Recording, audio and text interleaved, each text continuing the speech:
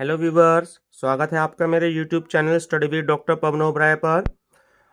Viewers, मैं आज आपके लिए इस वीडियो में यूपी टीजीटी पीजीटी के लिए स्पेशली पीजीटी देखिए कहीं का भी हो, नाम कभी कभी निकल जाता है इसलिए मुंह से, क्योंकि वैकेंसी जिस स्टेट की आई हो तो उससे रिलेटेड ही नाम निकलता है। तो फिलहाल यूपी के लिए वैकेंसी है, लेकिन कोर्सेज और सिलेबस लगभग सभी स्टेट में सेम ही होता है। ठीक है, एक दो सब्जेक्ट्स का या एक दो यूनिट में डिफरेंस होता है। तो टीजीटी पीजीटी के लिए तो और बीएड एंट्रेंस के लिए, ठीक है, स्पेशली मैं बोल रहा हूँ पीजीटी के लिए और टीजीटी के लिए जो अभी वैकेंसीज आई है, तो उससे रिलेटेड आपका इसमें एक सब्जेक्ट है फाइनेंशियल मैनेजमेंट या प्रिंसिपल्स ऑफ फाइनेंस। ठीक है, तो देखिए मेरे पास चौधरी चरण सिंह यूनिवर्सिटी मेरठ का फाइनेंशियल मैनेजमेंट का 2013 का क्वेश्चन पेपर जो है वो मैंने अवेलेबल किया है आप लोगों के लिए। मैं इसलिए प्रीवियस ईयर के क्वेश्चन पेपर जरूर डिस्कस करता हूं, ताकि जो है जो इम्पोर्टेंट क्वेश्चन का कलेक्शन है वो सभी स्टूडेंट्स के पास में या ऐसे कैंडिडेट हैं जो जिस कंपटीशन में बैठ रहे हैं तो उनके पास वो कलेक्ट हो जाए। प्रीवियस ईयर क्वेश्चन पेपर आपको किसी भी यूनिवर्सिटीज़ का अगर मिल जाता है तो आप उसकी स्टडी जरूर करें, चाहे वो आप यूपी में आए, अगर हरियाणा का मिल जाता है, पंजाब का मिल जाता है, मध्य प्रदेश का मिल जाता है, राजस्थान का मिल जाता है, तो जो है अगर आपको अवेलेबल हो जाता है तो आप उसकी स्टडी जरूर करें, क्योंकि आपके लिए वो बहुत ही ज़्यादा हेल्पफुल रहेंगे। ठीक है, तो चलिए डिस्कस करते हैं चौधरी चरण सिंह यूनिवर्सिटी का 2013 का क्वेश्चन पेपर। ठीक है, इसमें आपको मैनेजमेंट अकाउंटिंग के भी क्वेश्चंस मिलेंगे। चलिए, क्वेश्चन नंबर 1 है कि कुल आदेश लागत की गणना का सूत्र है। देखिए टिक जो है वो बिल्कुल साथ के साथ लगे हुए हैं, तो ऑप्शन नंबर सी करेक्ट है कि R/Q0 into CP। Question 2, x limited ने 40% लाभांश की घोषणा की, इसका आशय निम्नलिखित में से क्या है? तो ऑप्शन डी करेक्ट है कि कंपनी प्रदत्त पूंजी पर 40% लाभांश देगी। ठीक है, क्वेश्चन नंबर 3, वॉल्टर का मॉडल संबंधित है। तो देखिए वो है संबंधित वॉल्टर का मॉडल ऑप्शन नंबर सी, लाभांश नीति से। क्वेश्चन नंबर 4 कि कौन सी प्रतिभूति कंपनी पर स्थायी भार उत्पन्न नहीं करती है? तो ऑप्शन ए करेक्ट है, समता अंश।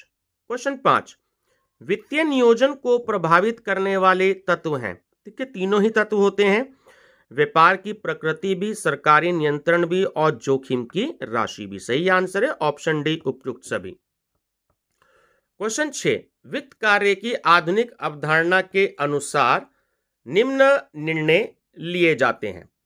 तो कौन से हैं? देखिए तीनों ही, वित्तीय निर्णय भी, विनियोग निर्णय भी और लाभांश निर्णय भी। सही आंसर है ऑप्शन नंबर डी, इनमें से सभी। क्वेश्चन 7, फिल द ब्लैंक सिद्धांत के आधार पर आदर्श पूंजी संरचना वित्त की लागत को न्यूनतम तथा प्रति अंश आय को अधिकतम करेगी। तो ऑप्शन बी करेक्ट है आपका, लागत सिद्धांत। क्वेश्चन 8, फिल द ब्लैंक पूंजी पूंजी का एक सस्ता स्रोत है। ऑप्शन सी, ऋण। क्वेश्चन 9, लीवरेज होते हैं। ऑप्शन सी करेक्ट है। ठीक है, 3 प्रकार के आप सभी जानते ही हैं, ऑपरेटिंग लीवरेज, फाइनेंशियल लीवरेज और कंबाइंड लीवरेज। क्वेश्चन 10, शुद्ध कार्यशील पूंजी से आशय है।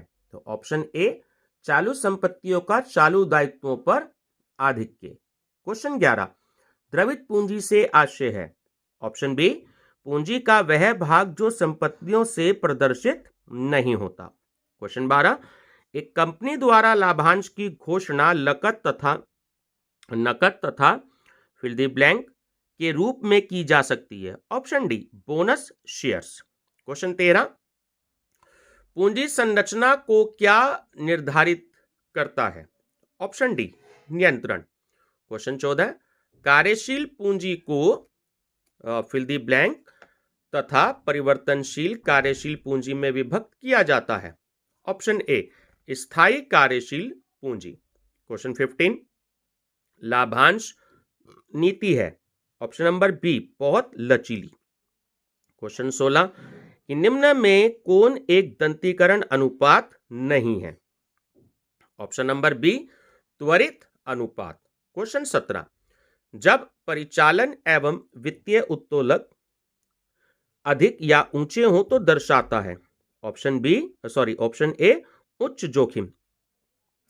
क्वेश्चन 18 की व्यवसाय का उद्देश्य होता है, देखिए दोनों ही होते हैं, धन अधिकीकरण भी होता है और लाभ अधिकीकरण भी होता है। ऑप्शन सी करेक्ट है, दोनों। क्वेश्चन 19, यदि एक फर्म का परिचालन उत्तोलक 2.5 तथा वित्तीय उत्तोलक 2 हो तो उसका मिश्रित उत्तोलन यानी कि जो कंबाइंड लीवरेज है वो कितना होगा?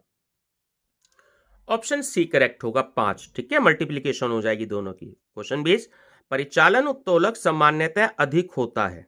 ऑप्शन ए निर्माणी संस्थाओं में। क्वेश्चन 21, बोनस अंशों में।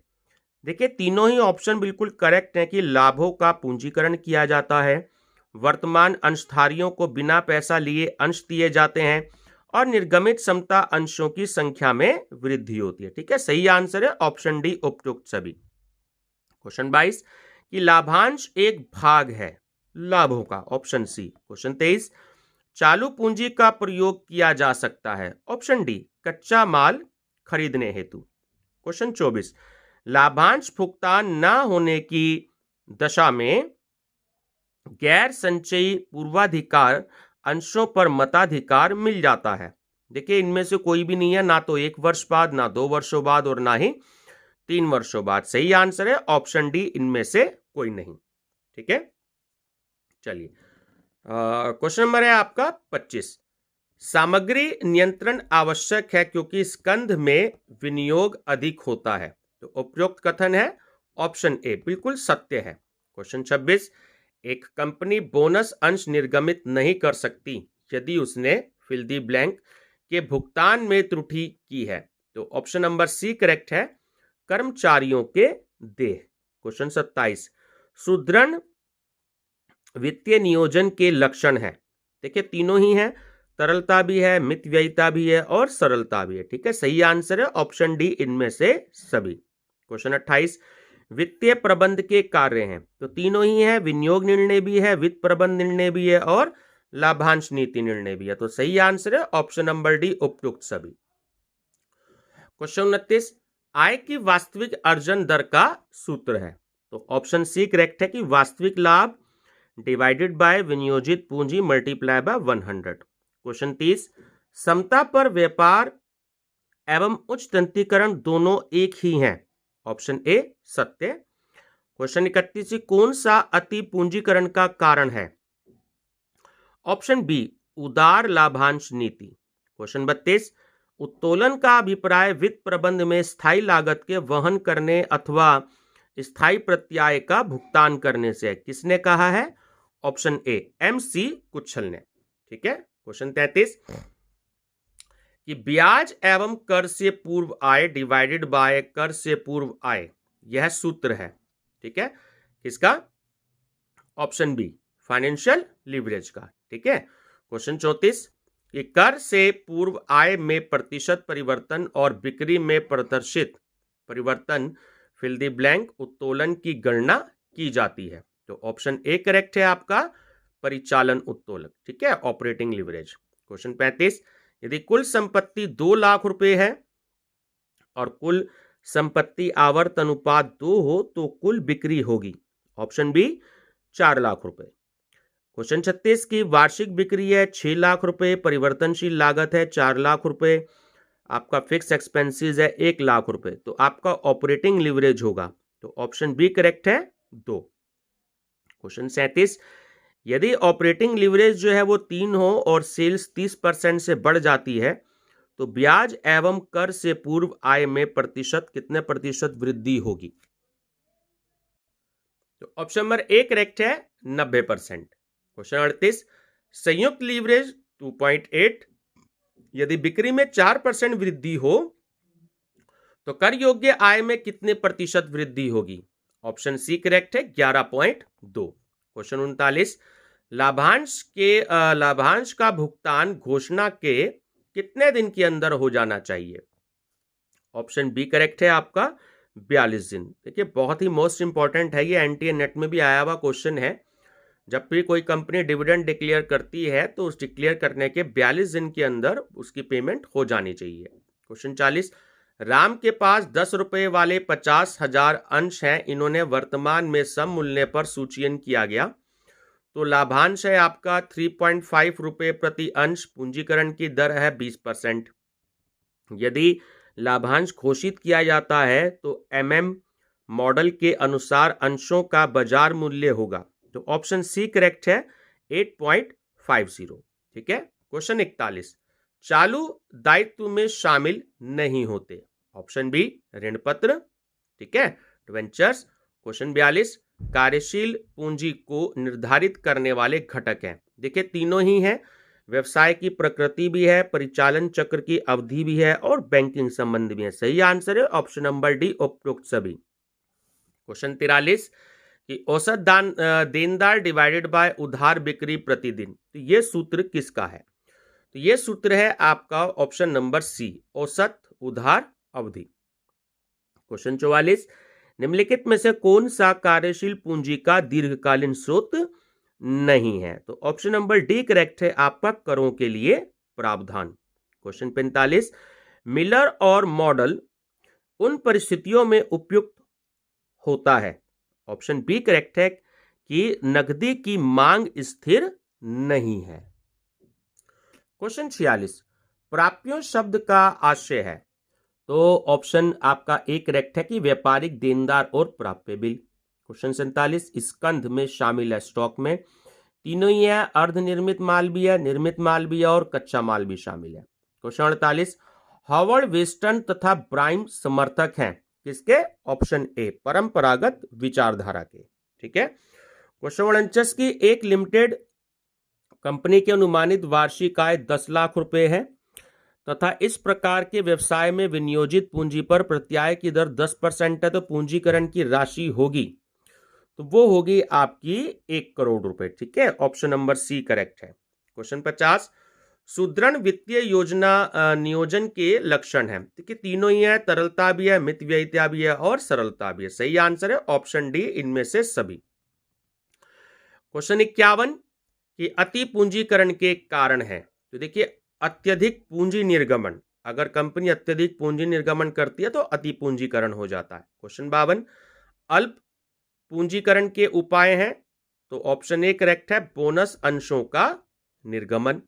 क्वेश्चन 53, निम्नलिखित उन 3 चरों में से एक चर नहीं है जिन पर पूंजी ढांचे के सिद्धांत आधारित हैं। तो ऑप्शन नंबर ए करेक्ट है आपका, पूंजी का आकार। ठीक है। क्वेश्चन 54, निम्नलिखित में से कौन सी मान्यता MM विचारधारा की नहीं है? तो ऑप्शन नंबर सी करेक्ट है, सभी फर्मों के बीच असमान व्यवसाय जोखिम। और इस वीडियो का लास्ट क्वेश्चन है व्यूअर्स, निम्नलिखित फार्मूले से क्या गणना की जाती है? तो ये जो फार्मूला है, समता अंश पूंजी प्लस संचय डिवाइडेड बाय पूर्वाधिकार पूंजी प्लस इक्विटी प्लस ऋण पूंजी। तो ऑप्शन नंबर डी करेक्ट है, इसमें जो है पूंजी दंतीकरण अनुपात, जो कैपिटल गियरिंग रेशियो होता है, उसकी कैलकुलेशन की जाती है। व्यूअर्स, इससे आगे क्वेश्चन जो है वो मैं आपसे अगली वीडियो में डिस्कस करूंगा, क्योंकि अगर पूरा क्वेश्चन पेपर डिस्कस किया तो वीडियो थोड़ी सी ज़्यादा बड़ी हो जाएगी। तो कुछ लोग ये कहते हैं कि वीडियो जो है वो 10-12 मिनट से ज़्यादा की अगर बड़ी ना हो तो हम उसको थोड़ा अच्छे से स्टडी कर सकते हैं, लेकिन कभी कभी क्वेश्चन, कुछ व्यूअर्स ये कहते हैं कि अगर एक ही वीडियो में अगर हो जाए तो हमें बार बार जो है सर्च नहीं करना पड़ेगा। तो कोशिश ये है कि अपना 12-13 मिनट की वीडियो में कुछ क्वेश्चंस मैं आपको अवेलेबल करवा सकूं। तो वीडियो पसंद आई हो तो व्यूअर्स लाइक शेयर सब्सक्राइब जरूर करिएगा। ठीक है, और वीडियो को शुरू से लेके एंड तक जरूर करिएगा, इसमें देखिएगा। ठीक है व्यूअर्स, थैंक यू।